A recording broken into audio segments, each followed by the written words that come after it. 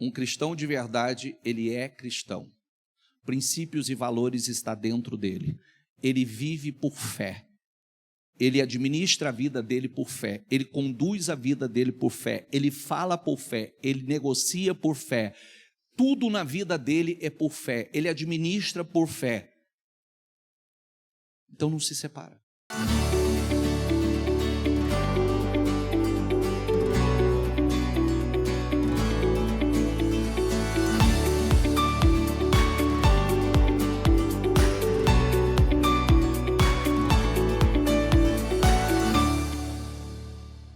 Bom dia, meus queridos. Todos bem? Como passar de feriado? Bem? Comeram bastante? Feriado é melhor para comer, né? As mulheres, eu sei que está tudo mais gordinha depois de ontem. Sim ou não? Mulher não engorda, né? Só incha, né? Só incha, só retenção. Né? Geralmente mulher não engorda. Nunca falo para uma mulher que ela engorda. Ela só incha só. E se inchou é fácil desinchar, né? Então ontem tivemos aí o trabalho da mesa com as mulheres, uma tarde abençoada. E queridos, essa última canção que nós aprendemos agora é uma composição profética, é uma canção profética, né? E uma composição da pastora Bruna. Então, a pastora Bruna compôs essa canção e ensaiou para que a gente cantasse hoje. Amém? Cheio de talento aí. Cheio de talento aí. Nós estamos cheios de compositores aqui, gente. Cheio de compositores inspirados. Deixa eu falar duas coisas rapidinho. Lembrando, quinta-feira, o trabalho de mentoria com as mulheres com a doutora Isabela, às 19h30. Então, as mulheres que desejam participar deste trabalho, falando sobre propósito, falando sobre saúde emocional, espiritual, trabalhando alguns pontos aí para desbloquear algumas coisas que vêm, né, da história de cada uma. Então, quinta-feira, às 19h30, teremos esse trabalho. Quem não fez a sua inscrição ainda dá tempo. E lembrando os homens também, que sábado o nosso encontro dos homens e a confraternização dos homens, com também uma palavra sobre, uma palestra sobre paternidade, com o Dr. Rafael, trazendo aí alguns dados muito importantes para os homens, alguns ensinamentos bem profundos ligados à ciência. E eu estarei falando também sobre autoridade espiritual e falando sobre fazendo transferência de unção e de poder, que isso, vou falar um pouco sobre isso hoje, mas até nem ia falar sobre isso hoje, ia falar, deixar isso simplesmente para o sábado, lembrando os homens que, como nós temos a nossa confraternização, nós vamos mudar o horário, nós vamos realizar o trabalho 10h30 e depois teremos o almoço, churrasco. O churrasco do quê, gente? Do quê, gente? Macho. Churrasco de macho. Então, teremos o nosso churrasco, nosso almoço. Se você não fez a sua inscrição, faz a sua inscrição, porque nós precisamos finalizar isso e as organizações essa semana. Não fique de fora, não. Cada trabalho é um prejuízo, cada trabalho é a oportunidade de você avançar, evoluir, crescer e aprender um pouco mais sobre aquilo que traz resultado, porque o que nós trazemos não é tirado da nossa cabeça, né? É do livro sagrado. E é a oportunidade de fazermos algo especial. E também a oportunidade depois dos homens, ali no momento do nosso churrasco, se conhecer, trocar cartão, né? Se apresentar. Então teremos uma tarde aí abençoada.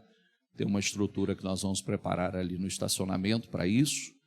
Então não fique de fora, e eu preciso que faça a inscrição ainda hoje. Bispo, posso convidar outros, posso convidar pessoas, amigos para estar, claro, deve convidar, e pode trazer quem você desejar, né? Eu fiquei sabendo de pessoas que estão convidando os funcionários, estão convidando a equipe para estar. Então é uma oportunidade maravilhosa. Vamos lá, lê aqui, por favor. Cristão. Vamos falar um pouquinho sobre isso.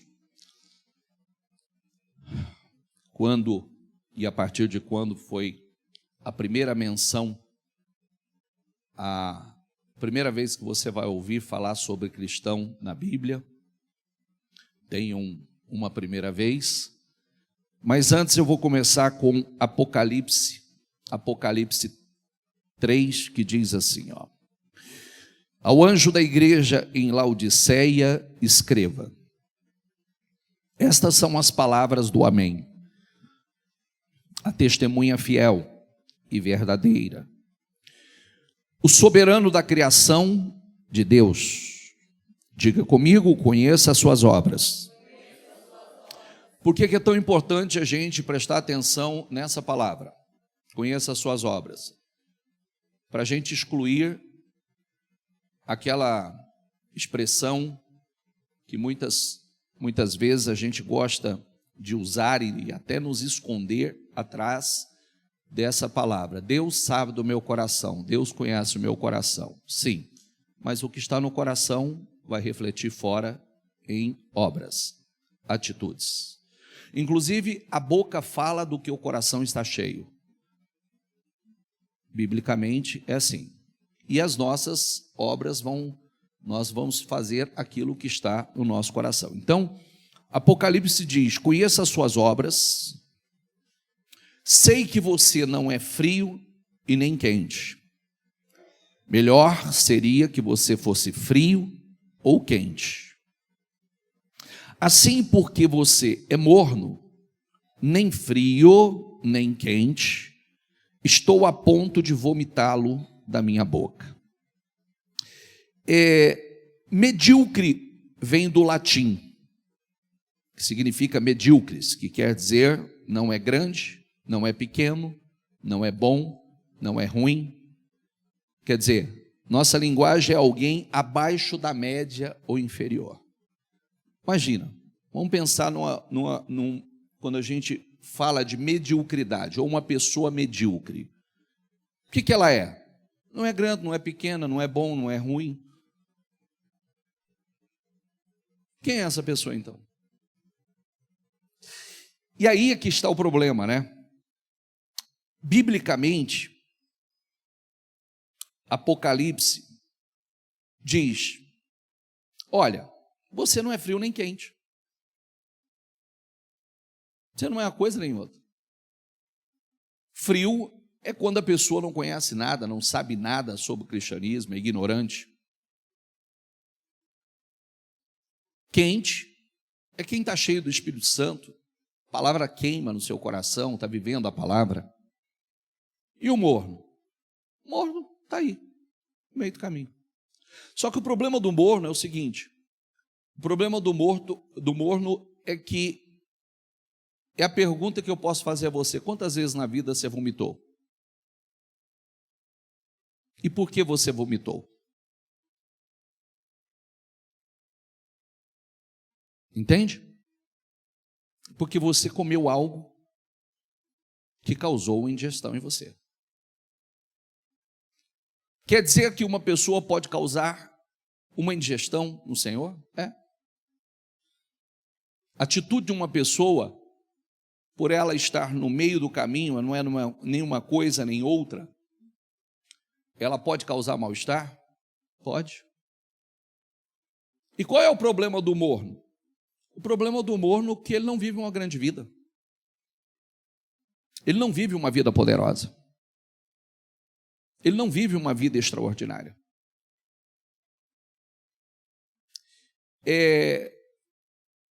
O morno, ele está no meio do caminho, ele se mistura facilmente com os dois lados. Ele não é uma coisa nem outra, ele se mistura facilmente. Atos 11, 26. Em Antioquia, os discípulos foram pela primeira vez chamados cristãos. Por que cristãos? Cristão é aquele que se parece com Cristo, é a cópia do Senhor, tem a identidade e a natureza dele, imita e anda nas pisadas de Cristo, tem a mente dele. Por que as pessoas eram chamadas de cristãs? Ou os primeiros cristãos foram identificados, e a primeira vez foi aqui em Atos 11, 26, que se usou esse termo. Eles são cristãos. Porque eles se pareciam com Cristo, falavam como Cristo, agia como Cristo, andava nas pisadas de Cristo. Quando nós recebemos Jesus como nosso Salvador, o Espírito Santo, ele passa a habitar em nós. E o que é o Espírito Santo? O Espírito Santo é o Espírito de Deus em nós. Tem uma expressão que a gente precisa gritar para cada cristão. Tem uma expressão que Jesus, quando ascendeu aos céus, momentos antes, ele usou uma expressão para os cristãos. Eu vou, mas eu não vos deixarei só. Eu enviarei o outro Consolador, o Conselheiro. Então, quando o Cristo ascendeu, o Espírito desceu. Ele nos deu o Espírito dele. Por recebermos do Espírito de Cristo, nós não temos justificativa para falar, eu não consigo. Eu não dou conta. Porque ele nos deu do Espírito dele. Para fazermos tudo o que a palavra nos ensina. Nós somos capacitados pelo Espírito. Nós somos revestidos pelo Espírito. Ter a mente de Cristo é saber discernir. Diga comigo, ter a mente de Cristo é saber discernir. Quando Jesus veio, ele não veio mais para trazer um ismo. Pode prestar atenção que toda religião tem ismo. Cristianismo, budismo, islamismo. Toda vem, cada uma delas termina com ismo. Ele não veio para trazer mais um ismo. Mas, como já falamos em outras reuniões, para formar um novo tipo de gente. Diga comigo, para formar um novo tipo de gente. Um tipo de gente que vai se distinguir dos demais, pelo seu caráter, pelas suas obras, pelas suas atitudes, pela sua natureza, pelo seu vocabulário. Isso não é o que a gente vê, mas não interessa o que a gente vê. Porque às vezes a pessoa fala assim, eu conheço muito cristão que não conhece. Não misture. Se eu pegar um rótulo, uma garrafa, PET, e colocar um adesivo nela e dizer assim, Coca-Cola, ela é Coca-Cola? Sim ou não? Não é porque alguém tem um rótulo que ele é. É o que está dentro que mostra que ele é. São as obras dele que mostram que ele é. Então nós nunca podemos olhar e dizer assim, eu conheço muito de cristão que faz... Não, de maneira alguma. Não é porque ele diz, ou se ele identifica, ou ele frequenta a igreja, que realmente ele é. Então, o verdadeiro cristão, ele se distingue de todos na forma de pensar, na forma de agir, seu caráter, sua natureza. A gente consegue identificar um cristão de verdade. Ele é diferente. Há uma postura diferente, há uma conduta diferente. nesse cristão. E aí, nós precisamos ser aquele tipo de cristão. Quando nós aceitamos Jesus, nós começamos uma caminhada. Ninguém nasce de novo do dia para a noite. É um processo gradual.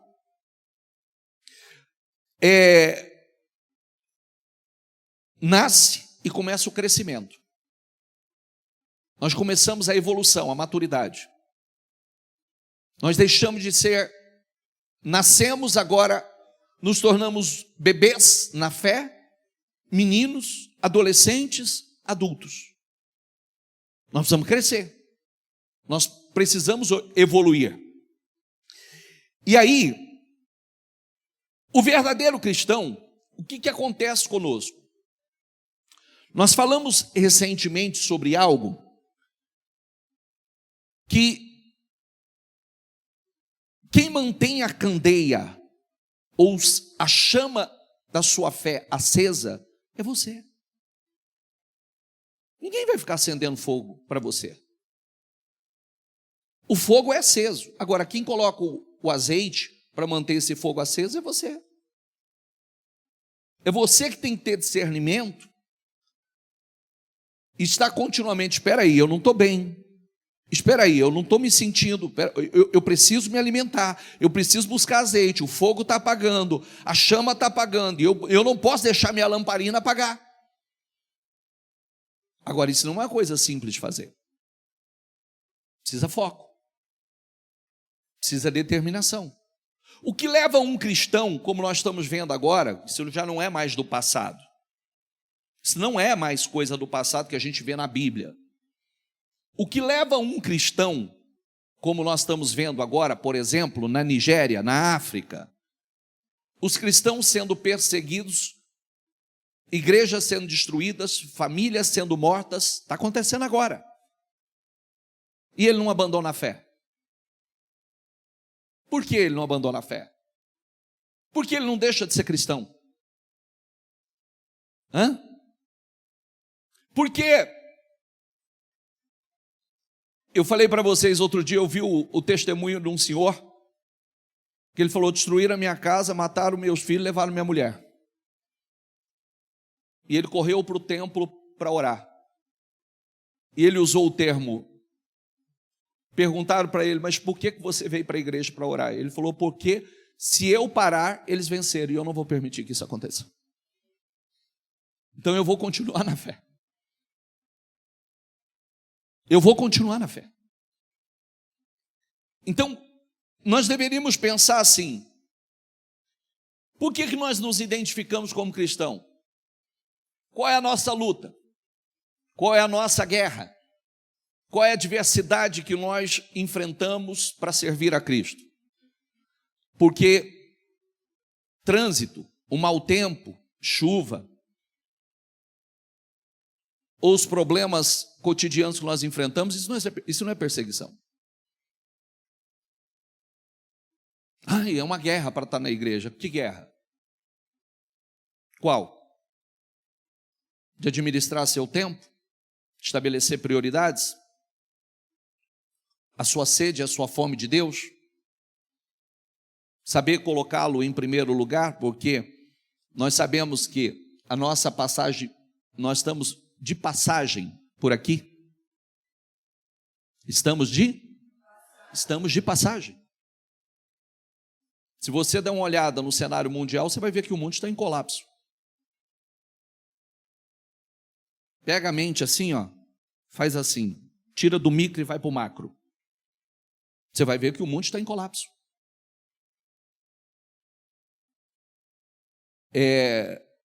De um modo geral, cada nação dentro da sua realidade. O nosso país está em colapso. Olha agora. Bolsonaro foi preso. Que resta?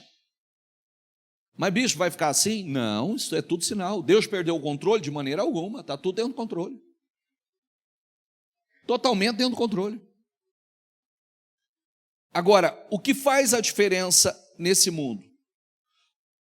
Está lá Crônicas, né? Se o meu povo que chama pelo meu nome se humilhar e orar e buscar a minha face, converter de seus maus caminhos, então eu os ouvirei do céu. Quem tem o poder de mudar qualquer nação? O povo de Deus. As orações do povo de Deus. Somos nós. A nossa conduta. As nossas atitudes. Mas bispo, então por que Deus não livra? Vou te falar. Volta para o primeiro versículo. Quantos cristãos nós somos no Brasil? Mais ou menos. Tem noção? 50 milhões? Em porcentagem. Uns falam 65%, 75%, outro dia alguém falou 85%. Se isso fosse verdade, o Brasil não estava nem perto do que está. A estatística pode dizer, mas o resultado não. Porque a maior parte é morno. A maior parte é a luz que não brilha, é o sal que não salga. 1 Coríntios 3,3 diz, porque ainda são carnais. Porque visto que há inveja e divisão entre vocês, não estão sendo carnais e agindo como mundanos? Vou repetir. Porque ainda são carnais, porque visto que há inveja e divisão entre vocês, não estão sendo carnais e agindo como mundanos? Você sabia que a igreja de Corinto era uma igreja conhecida pela excelência dos dons espirituais, onde os dons do Espírito Santo se manifestavam de forma sobrenatural e extraordinária? Mas tem um ponto aqui muito importante para a gente refletir. Gente, o que você acha que é mais importante, dons ou fruto?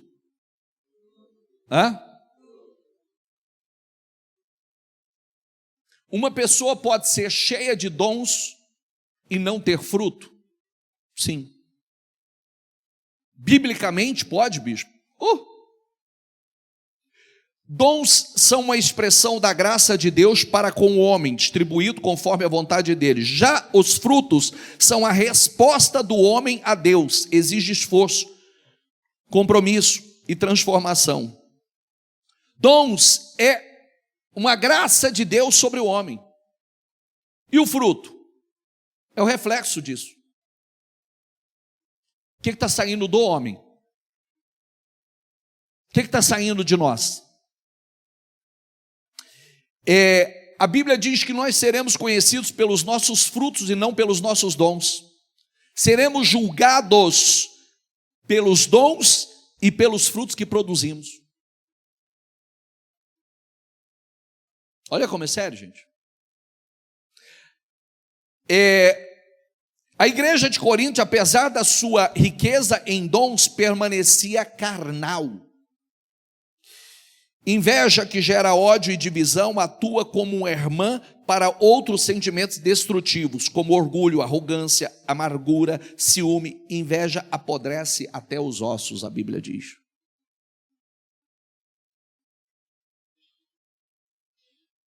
Olha o quanto nós precisamos refletir. Espera aí.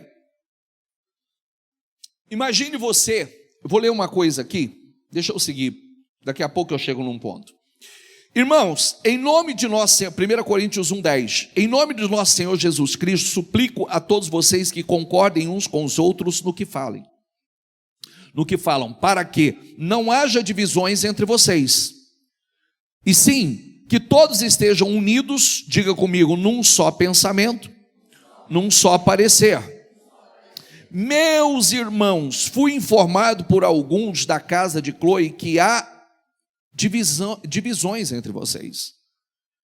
Com isso, quero dizer que a cada um de vocês, quero dizer que cada um de vocês afirma: eu sou de Paulo, eu sou de Apolo, eu sou de Pedro, eu sou de Cristo. Acaso Cristo está dividido? Foi Paulo crucificado em favor de vocês? Foram vocês batizados em nome de Paulo? Dou graças a Deus por não ter batizado nenhum de vocês, exceto Crispo e Gaio, de modo que ninguém pode dizer que foi batizado em meu nome. Batizei também os da casa de Estefanas.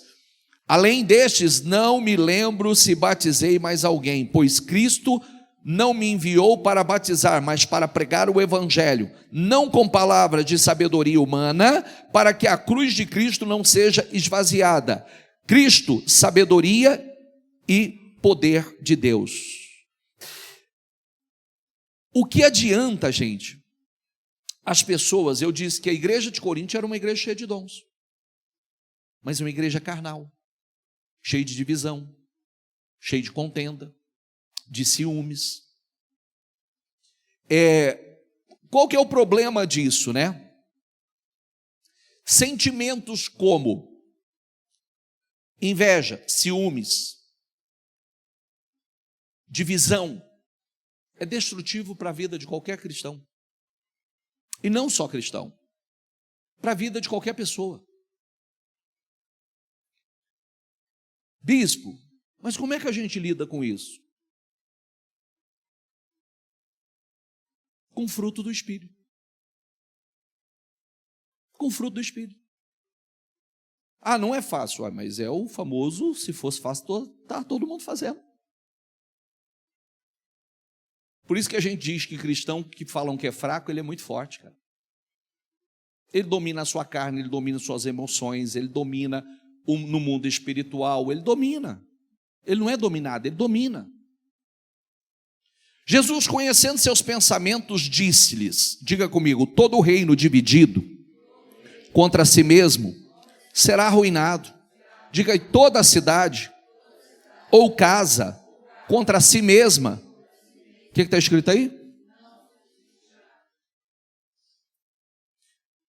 Um reino, uma família, uma empresa, uma igreja, um grupo dividido estão fadados à ruína.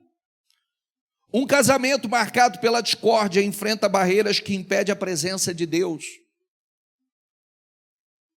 E por que você acha que isso é uma coisa que acontece com muita frequência? O ataque é nesse sentido. Porque ele já sabe disso. Ele conhece a Bíblia melhor do que você. Ele conhece a Bíblia melhor que você. Aonde o diabo trabalha? Nas brechas. Aonde o diabo busca ocasião? Nas brechas. Aonde ele busca a oportunidade para entrar? Nas brechas. Você viu, quando você quer pegar alguém, você vai aonde? Nas brechas que ele dá. Quando alguém quer algo na lei, vai na brecha da lei.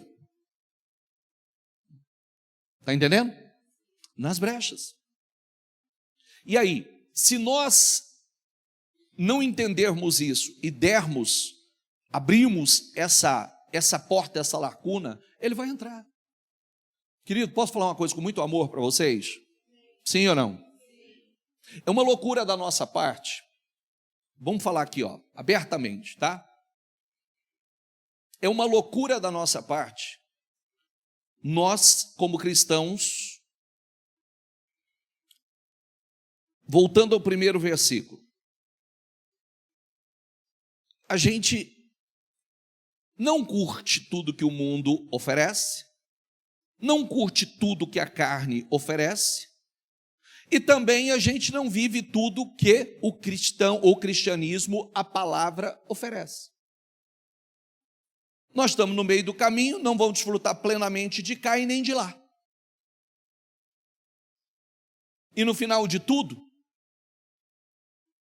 qual é o problema? Corremos o risco de, no final de tudo, o Senhor dizer assim para nós: aparta de mim que eu não te conheço. Não conheço a tua fé, não temos relacionamento, não temos intimidade, não temos comunhão.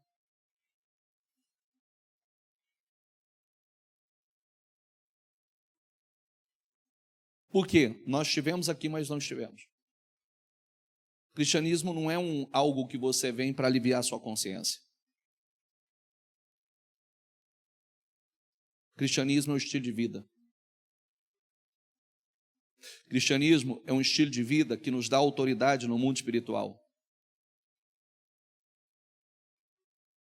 Cristianismo, o Senhor disse que é dado a nós as chaves do reino. Nós temos chaves que abrem portas. Chaves que nos dá acesso a lugares que ninguém tem acesso. Enfrentamos lutas, perseguições? Enfrentamos. Bispo, perseguição espiritual, essa é a menor. Porque perseguição espiritual é aquilo que nós ensinamos agora recentemente para vocês, e quem está na igreja há anos sabe que a gente ensina isso continuamente. As sextas-feiras que eu te convoquei, que eu convoquei vocês para estar aqui comigo, para combater angústia, tristeza, depressão, opressão, desânimo, toda aquela força, é justamente para combater aquilo que estava atacando cada um. Mas eu sempre digo que essas armas, essa ferramenta espiritual, ela é para a vida. Ela é para a vida, filho. Não adianta você fugir daquilo, ela é para a vida. Tem dia que seu negócio vai estar travadinho. Tem gente que fala assim, eu acho que eu devo estar com sobre efeito de inveja. Como é que você combate a inveja? Deve ter alguém com olho gordo. Tá, como é que você combate isso? Tem um negócio travando meus caminhos. Como é que você repreende isso? Porque não adianta a gente saber que tem algo errado e não faz nada. Sendo que a Bíblia é clara. Eis que vos dou poder e autoridade.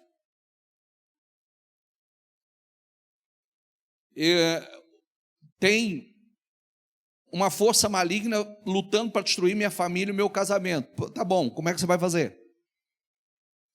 Porque só saber também não resolve. O que eu vou fazer? A fé é para tudo.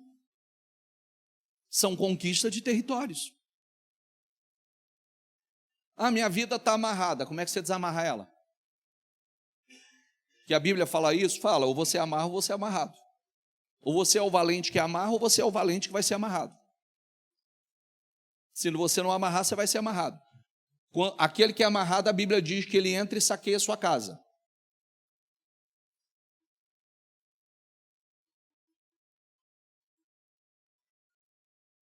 A igreja, ela é como um hospital, um pronto-socorro espiritual?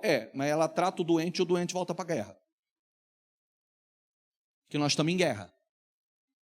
Querer estar na igreja a vida inteira doente não vai dar certo. Porque ela vai tratar o enfermo, ela vai tratar o doente, o ferido, aquele que estava em guerra, que foi atropelado, que foi dilacerado, ela vai tratar, vai te curar e você vai voltar para a guerra. Porque a guerra é lá fora. Está entendendo? Nós estamos na guerra.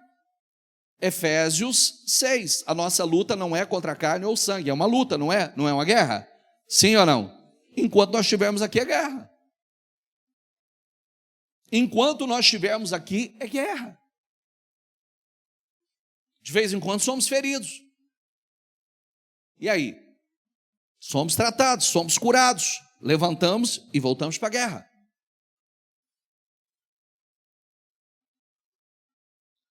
Ninguém vos domine a seu bel prazer com o pretexto de humildade e culto dos anjos, mantendo-se em coisas que não viu, metendo-se em coisas que não viu, estando debalde inchado em sua carnal compreensão, e não ligado à cabeça da qual todo o corpo, diga comigo, ligado à cabeça, da qual todo o corpo, provido e organizado pelas juntas e ligaduras, vão crescendo e aumentando em aumento, de Deus. Nós somos um corpo. Eu costumo dizer, gosto do meu exemplo, o corpo tem que crescer, não tem? Sim ou não? Você é membro de um corpo. Agora imagine se você for esse dedão aqui.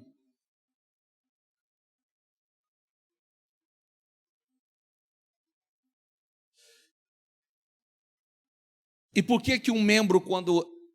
Vamos supor que eu arranque esse dedo. O corpo vai ficar, não vai? O que vai virar esse dedo? Vai necrosar. Vai apodrecer. Porque ele tem que estar ligado ao corpo. Um cristão fora do corpo, ele definha. Um cristão fora do corpo, ele definha. Um cristão no corpo, ele cresce junto com o corpo. E um membro que não cresce, ele é um membro atrofiado. Porque ele não cresceu. Quando a gente não cresce, cada um de nós executamos a nossa função, nós prejudicamos o corpo. Sabia disso? Sim ou não? Todos nós. A gente prejudica o corpo. Porque nós precisamos crescer. As quais têm, na verdade, alguma aparência de sabedoria e devoção voluntária. Aparência de sabedoria. Aparência de sabedoria. E em devoção voluntária, humildade e em disciplina do corpo, mas não são de valor algum, senão para a satisfação da carne. O que Paulo adverte aqui? Sobre pessoas que, apesar de exibirem aparência de santidade, são vazias de valor espiritual. Tem aparência. Elas podem ter cara de crente ou cara de santo, mas na essência e ações são movidas pela satisfação e impulsos carnais. Buscam apenas autopromoção e satisfação pessoal.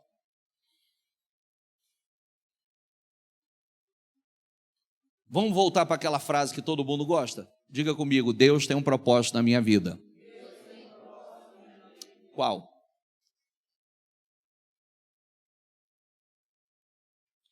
Eu também creio. Mas Ele tem um propósito através de você também. Ele tem um propósito através de você também.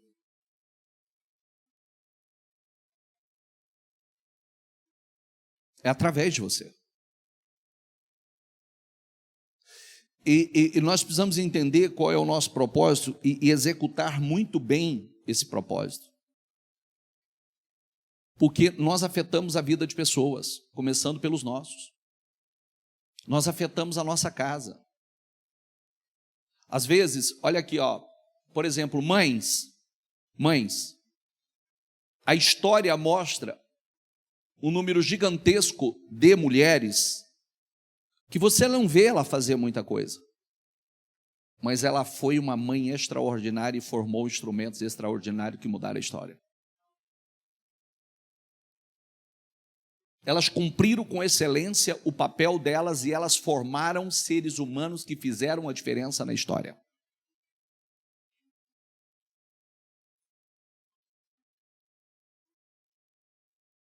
O que fizeram de extraordinário? Foram extraordinárias mães. E construíram histórias, deixaram através daquilo que incutiram nos seus filhos.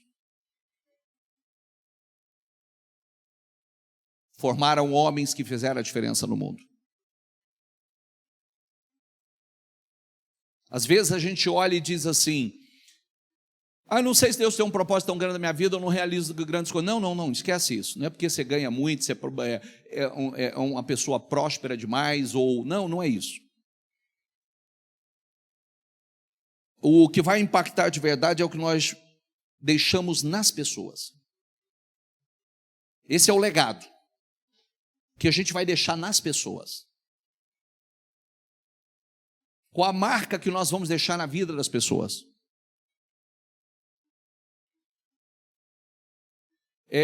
Essa semana eu estava falando com alguém ainda, ele está aqui e eu vou falar uma coisa assim que foi até forte para mim isso.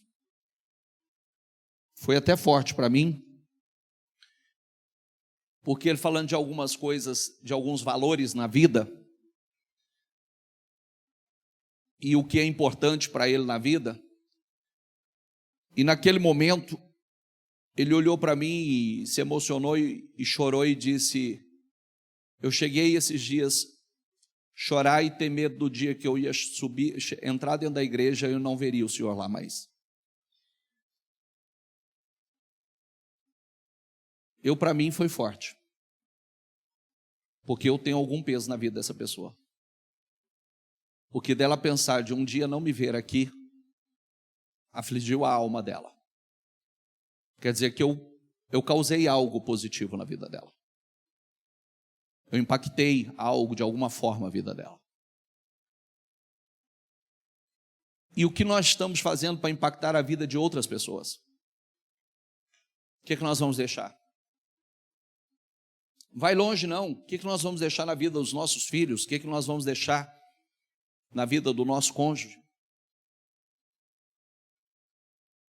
E às vezes a gente está tão preocupado em dizer assim, não, eu preciso deixar uma estrutura, um conforto, um patrimônio para deixá-los seguro. Não, não é só isso. Porque dependendo da situação, a pessoa, ela trocaria tudo para ter você. É verdade ou não é? Você pode falar assim, deixaria milhões, né? Vai ficar estável, tranquilo. Não, tem gente que eu diria assim, eu troco os milhões para ter você comigo. Gálatas diz assim, sois vós tão insensatos que tendo começado pelo Espírito, diga comigo, acabeis agora pela carne. Quer dizer, que começou tão bem, começou pelo Espírito, começou dirigido pelo Espírito, de repente agora vai terminar na carne. Quanta gente que a gente conhece que começou tão bem e foi se perdendo na caminhada, foi se perdendo no caminho. É verdade ou não é? Sim ou não? Começou tão bem, começou no Espírito, começou na fé. Por isso nós devemos estar sempre no modo cristão, vigilante. Você deve estar o tempo todo no modo cristão e vigilante, alerta. Disse Jesus, diga comigo, olhai, vigiai e depois orai. Primeiro olhe. Devo dar espaço a esses pensamentos, sentimentos, impulso que não tem nada a ver com Deus ou com a minha fé. Opa! Olhe, observe, vigie, alerta. Você sabe que acima de qualquer coisa que você deve estar atento, é que você deve estar atento ao que está acontecendo com você, né? É o que está acontecendo com a gente. Espera aí, que pensamento é esse? Que sentimento é esse? Opa, alerta, eu não tinha esse tipo de pensamento. Eu não tinha esse tipo de sentimento. O que é que está acontecendo? Deixa eu ajustar. Em seguida, vigie. Não pense que o diabo quer que você pense. Diga comigo, o diabo não quer que eu pense. Por isso que a mente de muitos é atacada. Você não consegue nem pensar de forma racional. Já viu? De vez em quando sua mente é bombardeada, atacada. Você não tem controle sobre a sua mente. Você quer pensar, mas não consegue pensar. Você quer concentrar, mas não consegue concentrar. Não fale o que ele está ansioso para ouvir você dizer. Não entre na ilegalidade. Não faça o que está sendo impulsionado a fazer. Ore. Você sabia que meninos, crianças na fé são aqueles que não crescem espiritualmente? Tem gente que é uma eterna criança. E não crescer é um problema, gente. Nós precisamos crescer, todo cristão precisa crescer. A Bíblia diz assim, ó, existe aquele que está há anos na fé, mas ainda é menino. E não é na pureza, não. É na fé mesmo. Jesus ia crescendo em sabedoria, estatura, diga comigo, Jesus ia crescendo em sabedoria, estatura, diga, e graça, diante de Deus, e dos? Então também, Deus estava crescendo diante de Deus e crescendo diante dos homens.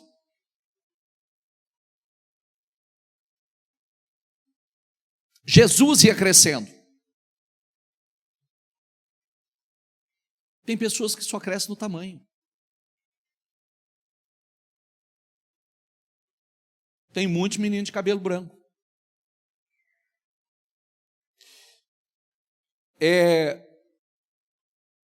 Efésios 4 diz assim: para que não sejamos mais meninos inconstantes, levados em roda por todo o vento de doutrina, pelo engano dos homens que com astúcia enganam fraudulosamente. Quer dizer, menino não tem consistência, menino não tem firmeza, menino é inconstante.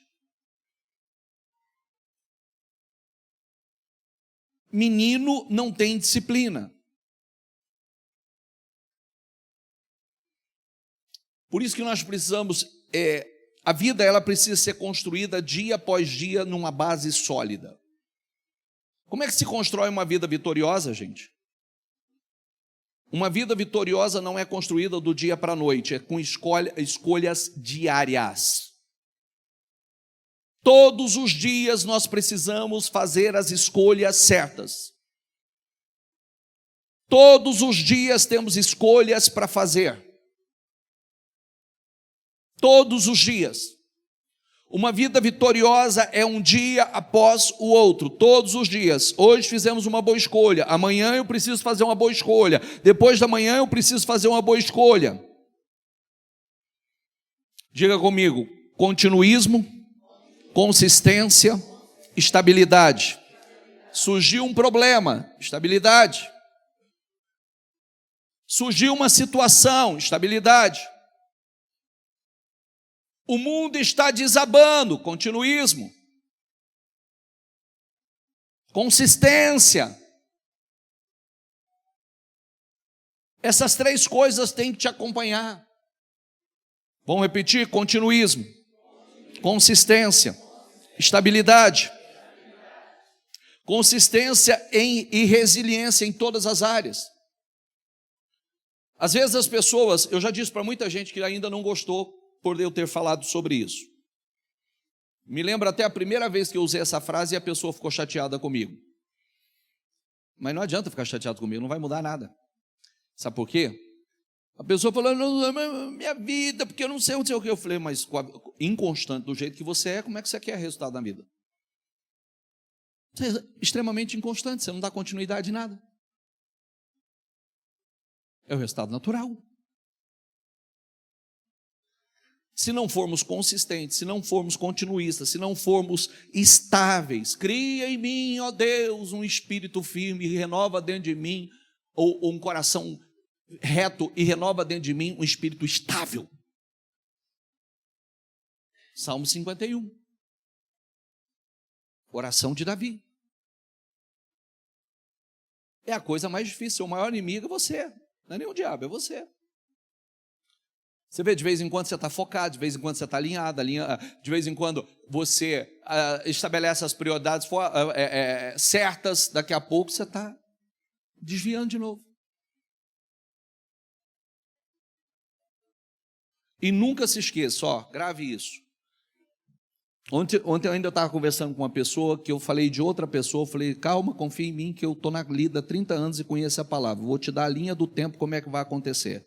Ontem a pessoa sentou comigo e me deu a linha de tudo que eu falei que ia acontecer, o que está acontecendo. Não, o senhor é vidente? Não, a palavra descreve. A gente já sabe. Um corpo fora, um membro fora do corpo, ele não tem vida.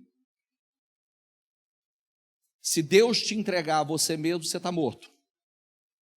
O amor de Deus e a misericórdia de Deus é que não permite que Ele nos entregue a nós mesmos. Mas de vez em quando Ele nos entrega as nossas escolhas. E aí o que a gente descobre? A gente descobre quando nós somos entregues a nós mesmos, começamos a fazer a escolha pela nossa cabeça, nós nos enfiamos num fundo de poço. Depois tem que gritar a Ele, fala: me ajuda a sair daqui, que eu entrei num fundo de poço. Porque é isso que acontece, gente. Diga comigo: Deus tem informações que ninguém tem. Ele sabe o futuro. Você não tem o controle, Ele tem. Só Ele sabe. Deus tem informações que ninguém tem. E às vezes a gente não entende isso.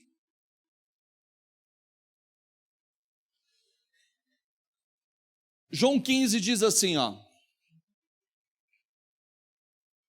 vocês não me escolheram, mas eu os escolhi para irem, diga comigo, e darem fruto. Fruto que permaneça.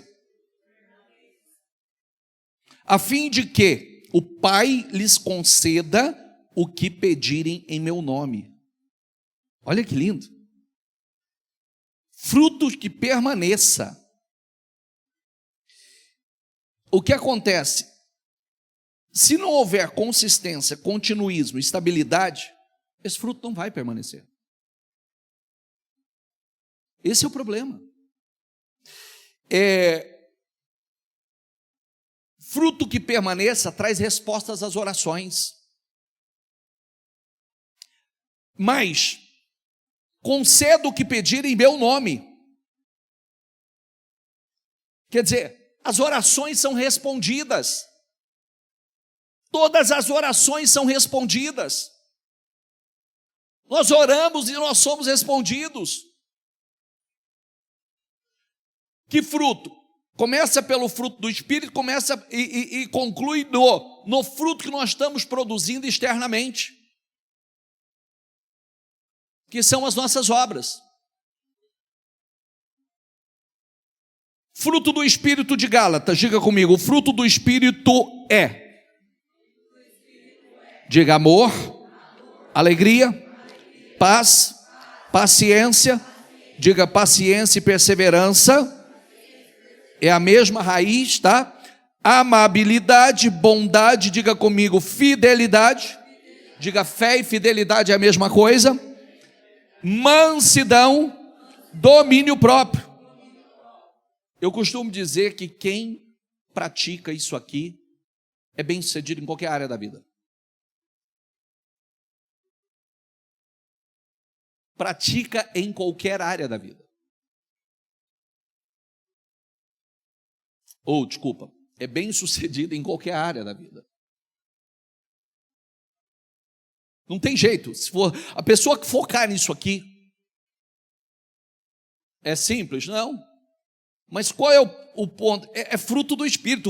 O Espírito está em mim, é o fruto que vai aparecer. É o fruto que eu vou produzir naturalmente. E às vezes, bispo, mas é difícil. Não. Pergunte para uma mangueira se é difícil ela dar manga. Pergunte para uma jabuticabeira se é difícil ela dar jabuticaba.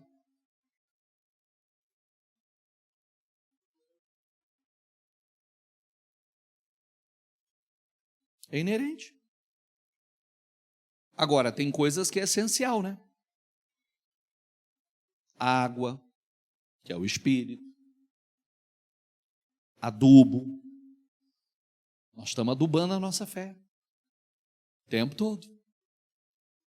Às vezes, o que dá tanto trabalho para dar fruto, outros estão dando fruto facilmente, naturalmente.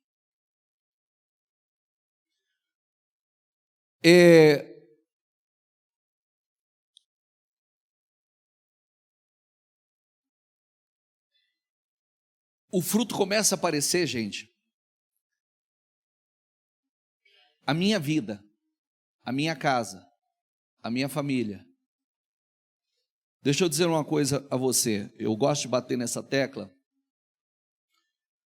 porque às vezes a gente quer fazer algumas separações que ela não é possível. Minha vida na igreja é uma, minha vida privada é outra, minha vida profissional é outra. Esse é teu problema, porque não existe separação nenhuma. Um cristão de verdade, ele é cristão.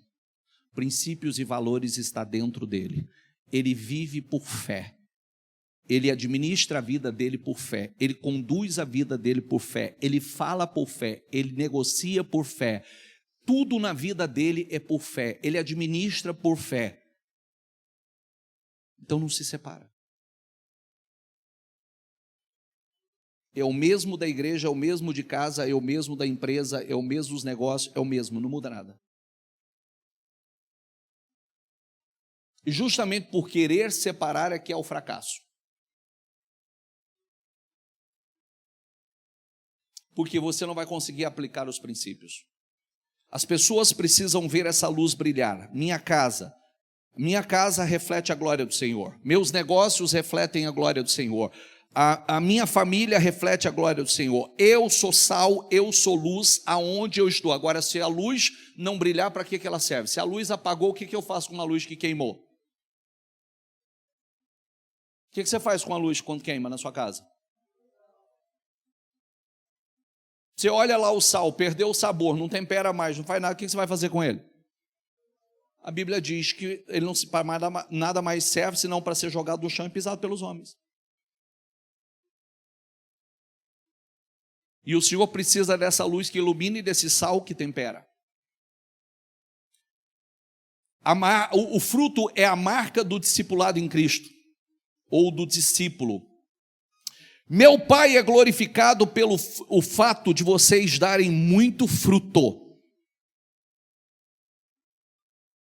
Meu Pai é glorificado pelo fato de vocês darem muito fruto, e assim serão meus discípulos. Aí a gente tem que pensar e fazer uma pergunta, né? Você como cristão, como funcionário, como marido, como esposa, como pai, como mãe, glorifica o nome do Senhor?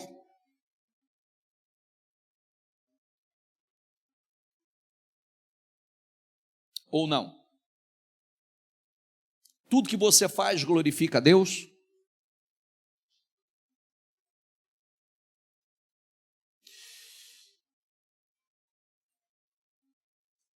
Olha que coisa linda, Paulo em Romanos 9 diz assim, ó: pois eu até desejaria ser amaldiçoado, ser separado de Cristo por amor de meus irmãos, os de minha raça. Paulo está dizendo assim, eu preferiria morrer do que ser separado dos meus irmãos, dos da minha raça. Eu perderia a minha salvação por amor a eles. Olha o amor, quer dizer, o que ele está mostrando? Eu me preocupo com as pessoas, eu me preocupo com a vida delas. Tem alguém aqui que já viu Deus?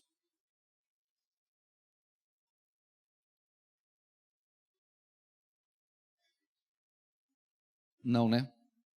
Mas nós vemos uns aos outros. Nós somos representantes. Muitos nunca viram o Senhor, mas nós vemos uns aos outros e nós somos testemunhos, influência.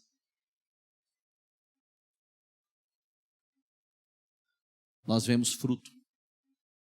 Vocês estão aqui nos ouvindo porque alguma coisa vocês nos viu em nós. E se a vida estiver desalinhada, ontem alguém falou assim para mim, ó, eu vou te ensinar isso, tá? Ontem alguém falou para mim que não vem na igreja porque tem muita coisa errada. Eu falei assim, exija dele a coisa errada. Exija. Não, ele sabe de muita coisa, exija, porque senão ele é um hipócrita, ele é um mentiroso, que ele está sendo conivente com coisa errada. Ele tem que falar. O dia que alguém chegar para você e falar, tem muita coisa errada, exija dele a coisa errada.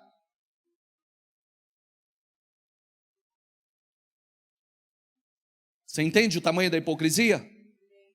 Às vezes a pessoa toma decisão na vida, ela não quer se comprometer, ela não aceita ser confrontada com a palavra, ela não quer disciplina com Deus, até porque se o lugar errado é aqui, por que você não está em outro lugar? Mas está indo em algum lugar? Não, está parado. Então não quer Deus, na verdade. Não é verdade? Então as pessoas falam assim, não, tem um monte de coisa errada. Eu sempre digo, e eu estou dando a você. Quando alguém falar assim, olha, eu sei de um monte de coisa errada, exija dele. Exija. Exija, tem que falar. Porque se ele não falar, ele é hipócrita, ele é mentiroso, ele está fazendo fermentação. E se ele sabe de coisa errada, ele vai ser conivente com coisa errada. Ah, ele sabe do pastor, ele sabe do bicho. Fale, seja aberto. Não seja conivente com coisa errada. Porque é interessante, às vezes a pessoa lança a malícia no outro, mas não fala o que é, né? Não é verdade? Lança a malícia no outro, tem um monte de coisa errada. Ah, não, era lá, estava perto, era amigo, não sei o que. Fale. Tem que falar. Senão você é hipócrita também, você é um mentiroso também, você é conivente com coisa errada. Tem que trazer à luz. Né? É igual aquela história, falar assim, eu quero te falar, mas não quero que você fale para ninguém. Geralmente eu falo assim, não me fale nada que eu não possa falar. Já estou te dando um alerta, não me traga nada, fala assim, eu queria falar só para o senhor, tal. Não, se você me trouxer, eu vou confrontar. Se você quiser fazer a política da boa vizinhança, não vai dar certo. Você quer trazer o problema, mas a gente não pode lidar com o problema. É engraçado quando a pessoa traz um problema, ela descarrega o problema e fala assim, mas eu não posso que fale, mas como é que eu vou tratar um negócio que eu não posso falar? Não é verdade? Não, mas eu não queria que o senhor falasse, eu não queria. Então não me fale, porque agora eu sei, e agora eu não vou ficar quieto. Agora eu tenho que confrontar. Somente eu sabendo que é alguma coisa errada, eu não tenho como não lidar.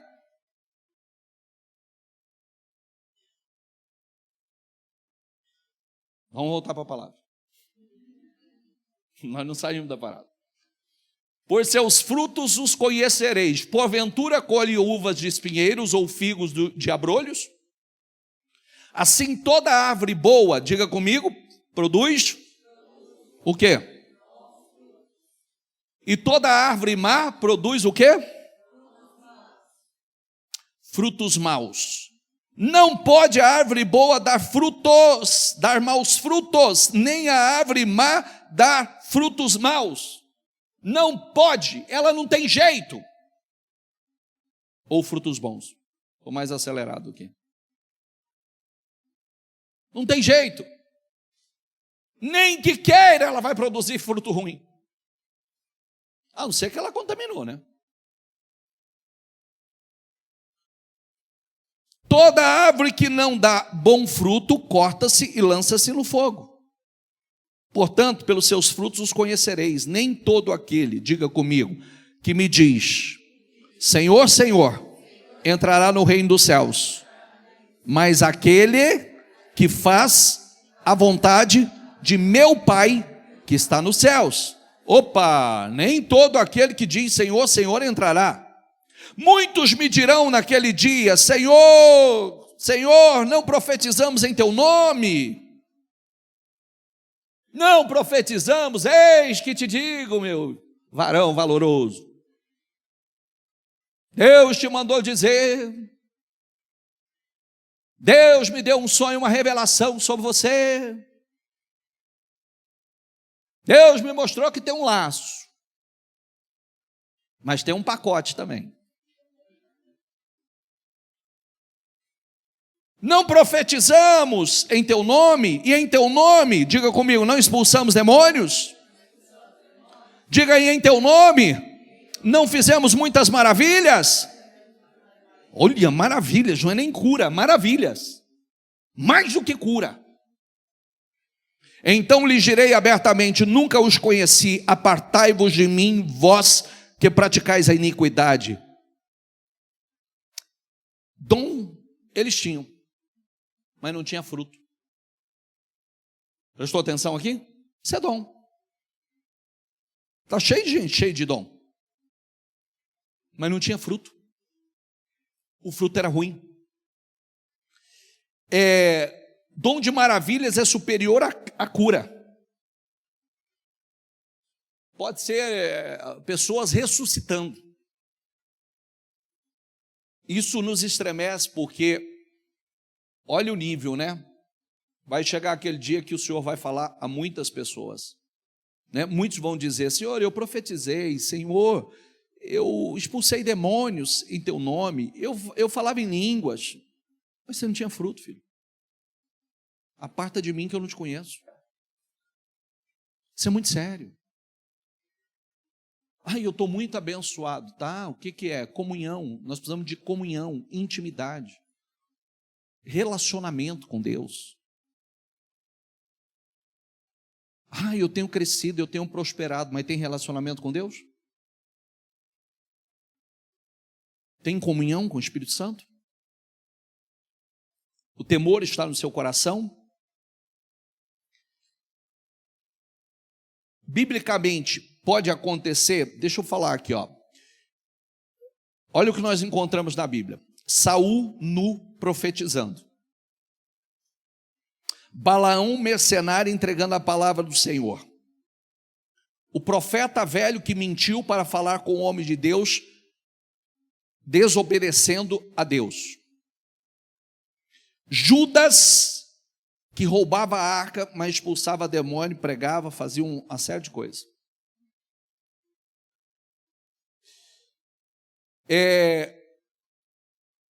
Algumas pessoas não buscam o fruto, acaba valorizando só o dom, quero o dom. Mas é porque o fruto tem um custo. Eu preciso renunciar, eu preciso obedecer, eu preciso me submeter para o fruto aparecer.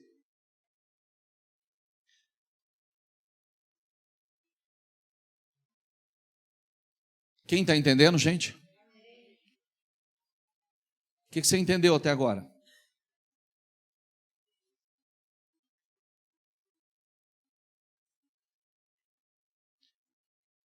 Quando eu falo sobre isso, eu falo sempre a palavra que nos limpa, a palavra que traz consciência. Eu sempre falo que eu não me preocupo, eu não trabalho para uma igreja inchada.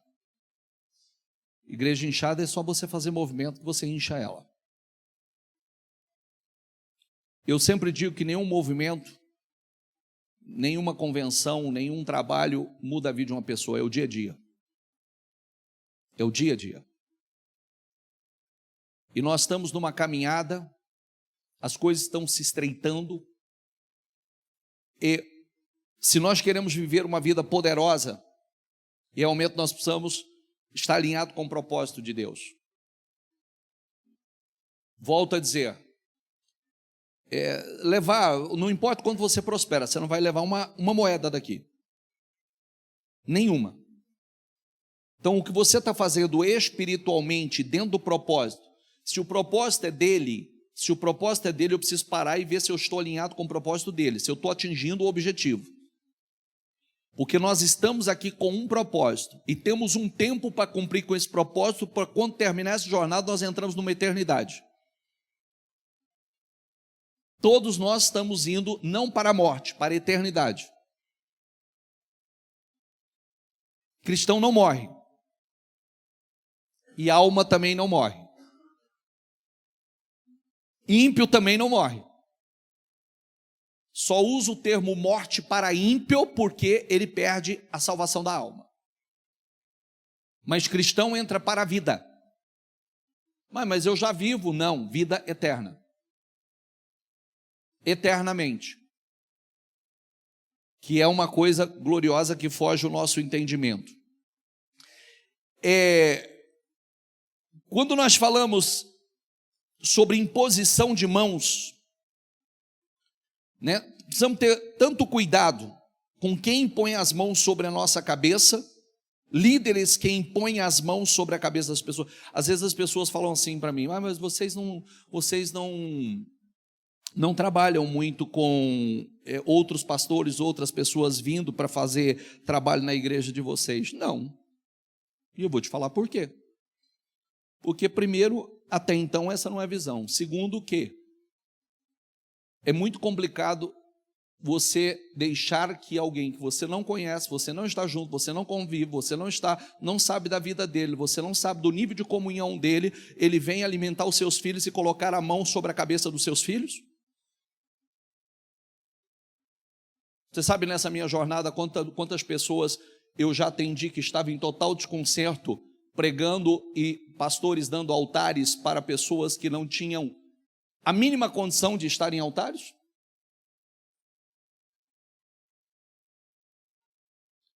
Imposição de mãos.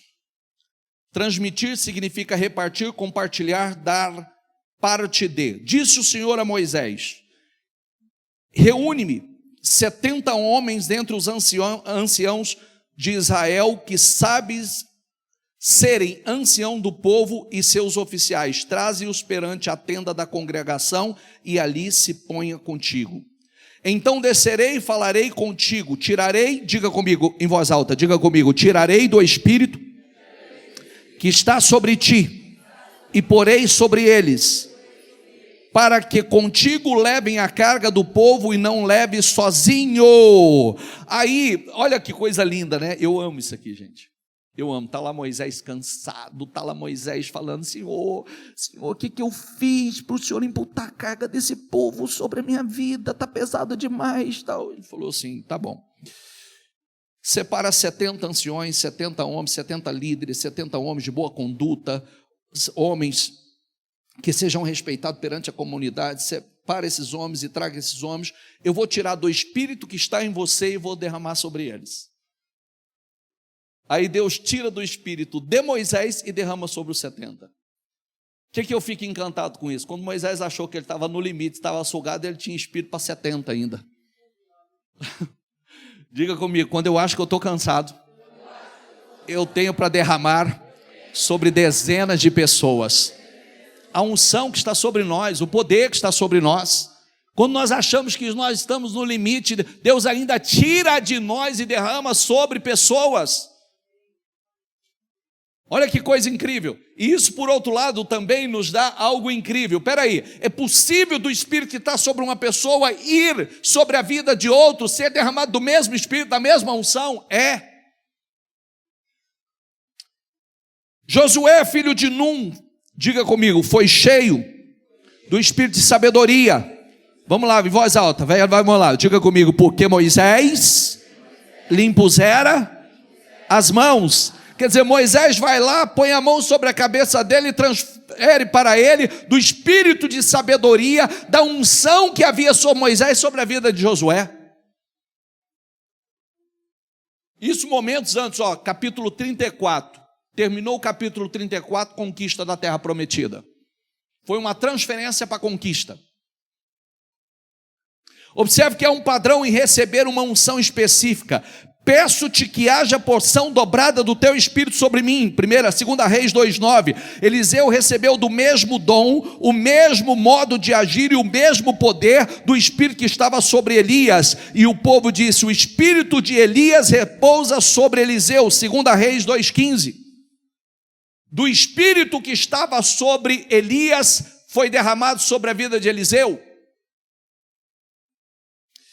Nesse sentido, João Batista veio com a mesma unção e o mesmo dom de Elias.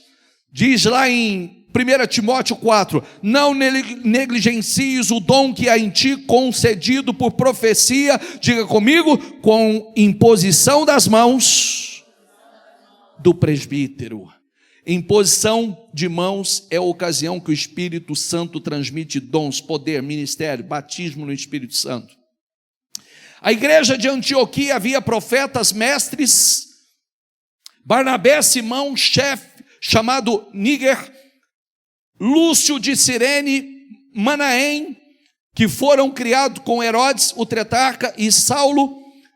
Enquanto adoravam ao Senhor e jejuava, disse o Espírito Santo, separem-me Barnabé e Paulo para a obra a que eu tenho chamado. Assim, depois de jejuar, orar, diga comigo, impuseram-lhe as mãos e os enviaram. Transmitir aquela unção sobre a vida deles. Transferência de unção por imposição de mãos não se limita a ordenações, serve também para transmitir bênçãos, curas e milagres. Trouxeram-lhe as crianças para que lhe impusesse as mãos e orasse. Os discípulos, porém, os repreendiam e Jesus disse, deixe vir a mim os pequeninos e não os embaraceis, porque dos tais é o reino dos céus. Impondo-lhe as mãos, partiu dali. Tomando nos braços, abençoava-os, impondo-lhes as mãos. Marcos 10:16. Marcos 5:23, rogava-lhes muito, minha filhinha está morta, vem, impõe-lhe as mãos para que sare e viva. E a imposição das mãos trouxe ela de volta. Viu tanto que é séria a imposição de mãos? Sim ou não? Você pode transferir bênção, você pode transferir daquilo que está sobre a sua vida. Diz assim, Marcos 16, 18. Jesus disse aos seus discípulos: imporão as mãos sobre os enfermos e eles ficarão curados. Observamos 3 maneiras de transmitir poder e unção: por meio da oração, consagração, da imposição das mãos e pelo sopro do Espírito. Os apóstolos em Jerusalém, ouvindo que Samaria havia aceitado a palavra de Deus, enviaram para lá Pedro e João. Estes, ao chegarem, oraram para que eles recebessem o Espírito Santo, pois o Espírito ainda não havia descido sobre nenhum deles. Tinham apenas sido batizados em nome do Senhor Jesus, estando Pedro e João. Então Pedro e João lhes impuseram as mãos e eles receberam o Espírito Santo. Atos 2,19. Impondo-lhes Paulo as mãos, veio sobre eles o Espírito Santo, falavam em línguas e profetizaram. João 20, 22. Jesus soprou sobre os discípulos e disse: recebei o Espírito Santo.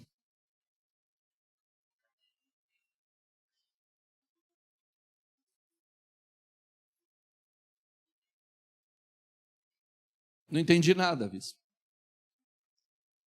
Entendeu? Sim ou não? Sim. O que quer dizer isso?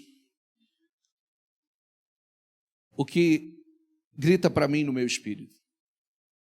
Fique em pé, por gentileza.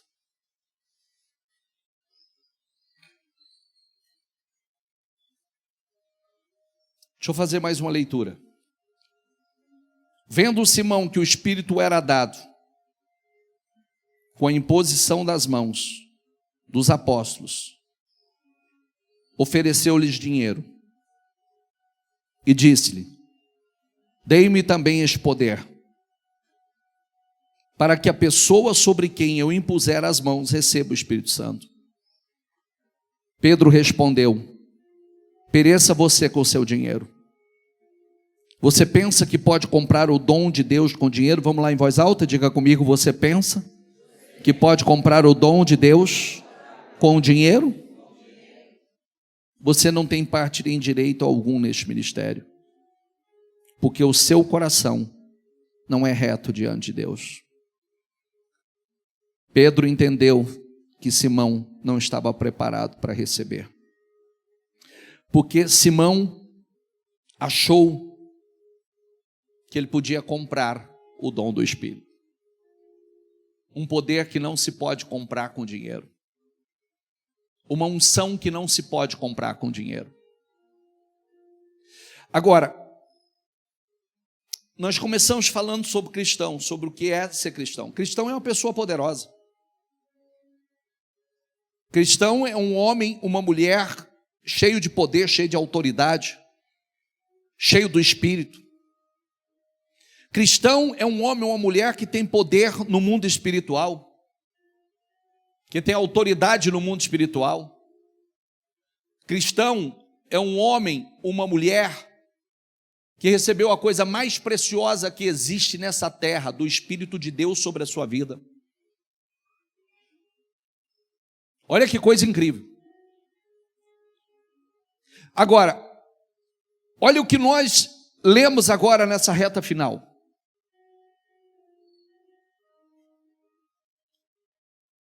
Havia um espírito sobre a vida de Moisés. Moisés estava cansado porque a missão era enorme. E cansado, quando Moisés foi falar com o Senhor falou assim: separa 70 homens. Separa 70. Traga esses homens. Eu vou tirar do Espírito que está em você, vou derramar sobre 70.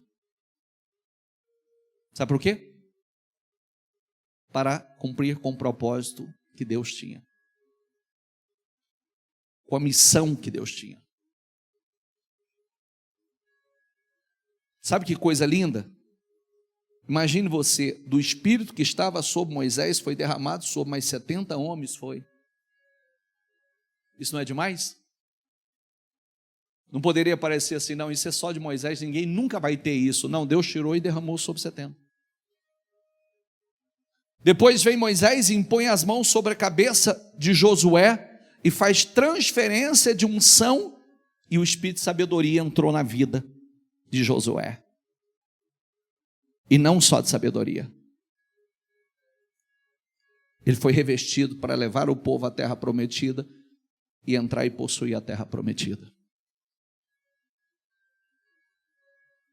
O espírito de Elias foi derramado sobre a vida de Eliseu.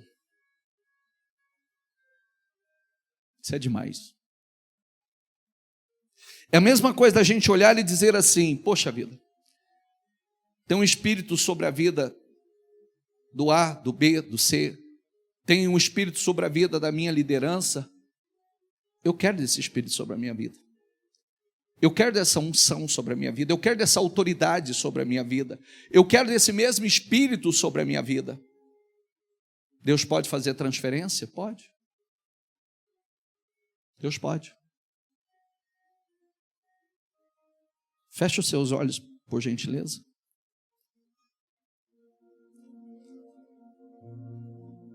Romanos diz assim: quem nos separará do amor de Cristo? Será a tribulação? Ou a angústia? Ou a perseguição?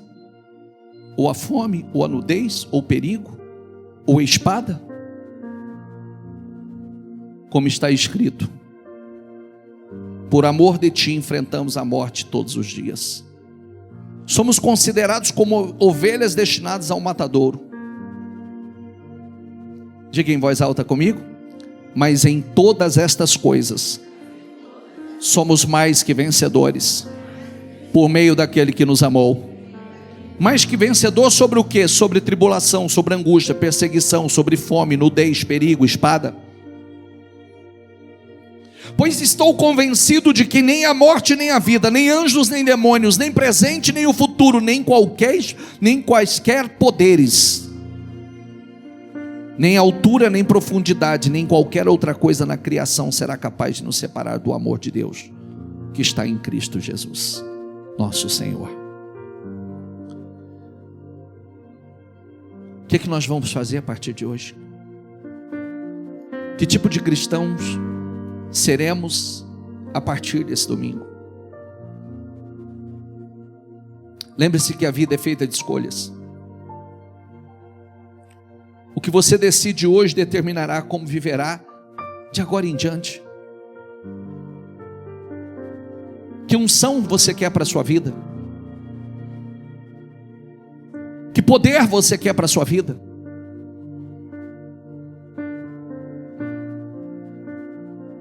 Existem pessoas carregando algo que você deseja para a sua vida.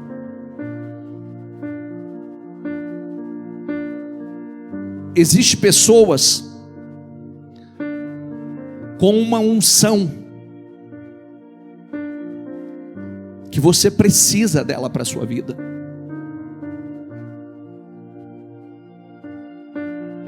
Existe uma unção que ela é essencial para a tua vida.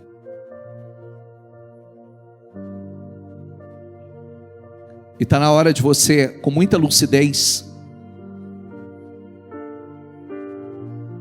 orar e dizer a Deus: eu quero essa unção para a minha vida. Eu quero esse revestimento para a minha vida.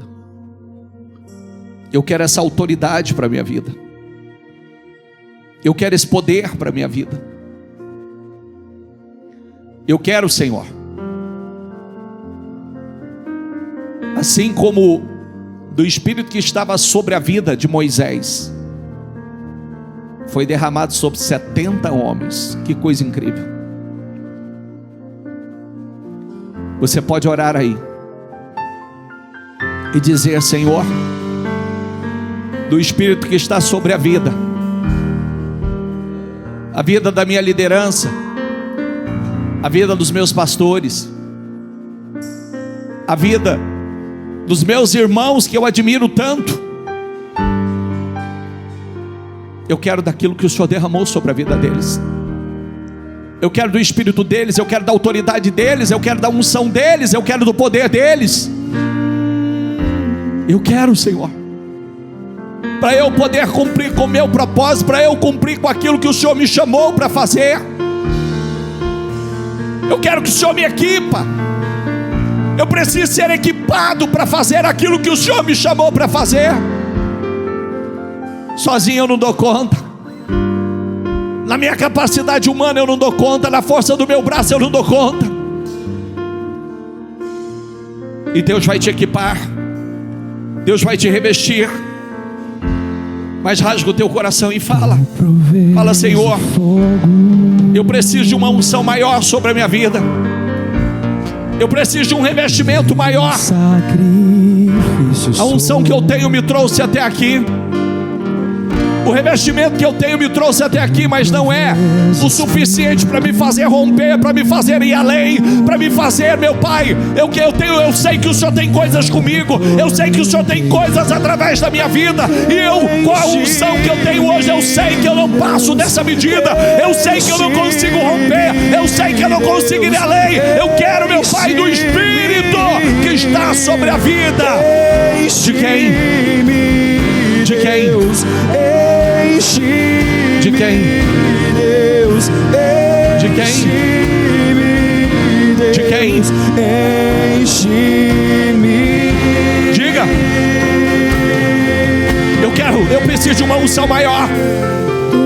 Eu preciso de um revestimento, eu preciso de autoridade, eu preciso de ousadia, eu preciso de poder, eu preciso de sabedoria, eu preciso de discernimento, eu preciso, Senhor.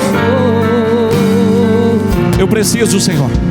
Tu provês o Espírito. Eu preciso. Diga. E eu me abro por inteiro. Diga: eu quero, Senhor. Eu quero.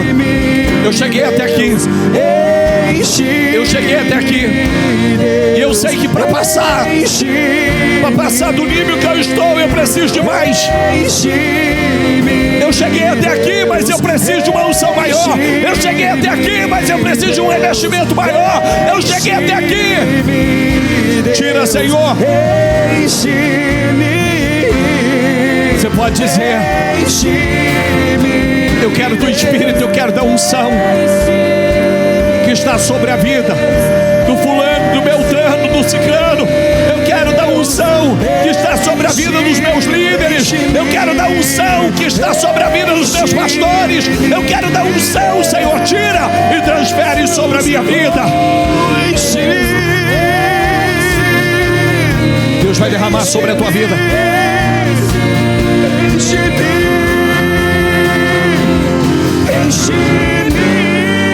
Deus vai derramar sobre a tua vida. Até transbordar, derrama sua glória. Deus vai derramar sobre a tua vida. Derrama sua glória. Deus vai derramar sobre a tua vida. Ore e diga. Ore e diga. Eu quero, Senhor. Eu quero da unção, eu quero da sabedoria, eu quero do Espírito, eu quero da coragem, eu quero da ousadia, eu quero do amor, eu quero, meu Pai, da pureza, eu quero do coração que o Senhor derramou sobre a vida. Aleluia. O que você quer? O que você quer? O que você quer? Enche a minha casa, oh, enche-me. Você quer? Enche-me,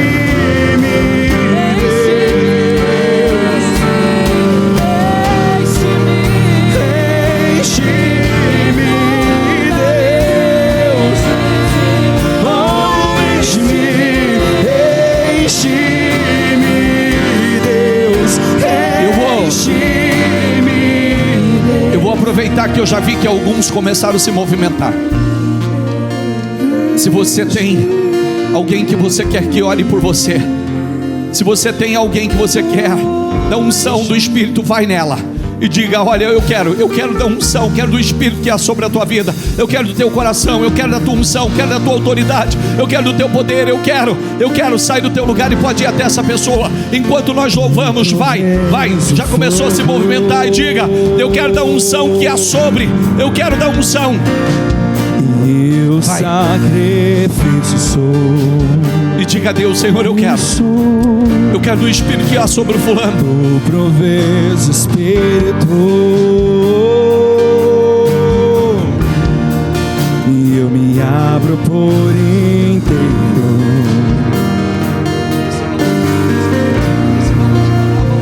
Tu provês o fogo,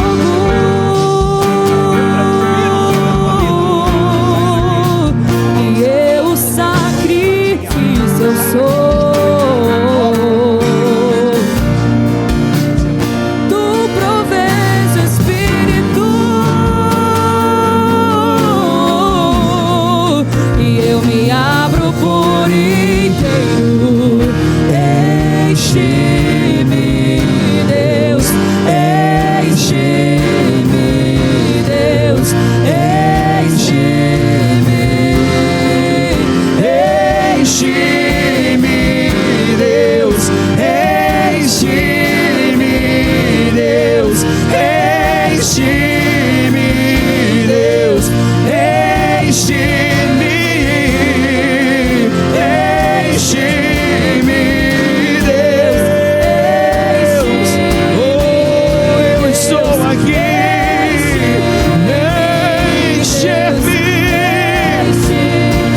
Levante as suas mãos. Eu confirmo cada palavra, cada unção, cada declaração que foi feita sobre a vida de vocês, as transferências que foram feitas sobre a vida de vocês, que ela se materialize, que ela se cumpra. Saia daqui revestido por ela, possuído por ela, em nome do Senhor Jesus. Eu os abençoo, em nome do Senhor Jesus. Diga: nós cremos, nós recebemos. Diga: nós tomamos posse, em nome do Senhor Jesus. Diga: obrigado, Senhor, pela unção nova que eu recebi nesta manhã. A Ele, dê uma salva de palmas a Ele. Eu ouço a tua voz, hoje me levanto, eu coloco